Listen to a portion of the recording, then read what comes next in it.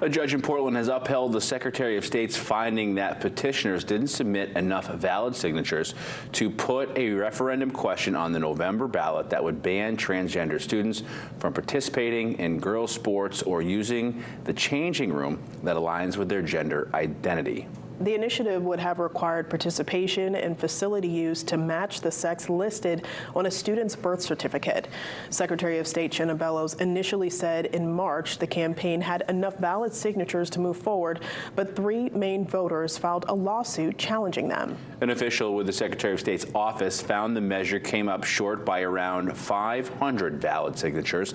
The committee behind the proposed question says it will seek a review of the judge's decision by the Maine Supreme Judicial